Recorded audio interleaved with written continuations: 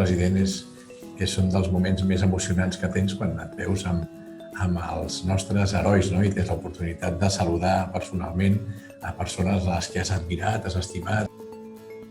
Jo vull explicar molt per damunt, si de cas després entrarem en un col·loqui, què és el que ens motiva a presentar la nostra candidatura a aquestes eleccions. El que ens estem veient, veig gent coneguda, gent amb la que he tingut la sort de jugar, de coincidir i gent que he admirat. Jo ara estic davant de llegendes que m'heu fet emocionar. Veig el José Mari, veig en el Juan Carlos. Juan Carlos, un abrazo muy fuerte y todo el ánimo y gracias por la lección de vida que nos estás dando. Hola Rafa, Martínez, Tete, Alfonseda y compañía. Buenas tardes a todos. Volver a Sí, pero solo hay un zurdo, solo hay un zurdo, Julio. Necesitamos otro zurdo. Els hi presentem el nostre repte de futur. Nosaltres estem creixent amb el Barça.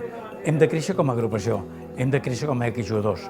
Per tant, aquest creixement futur que volem estar fent, els ho volem donar a conèixer.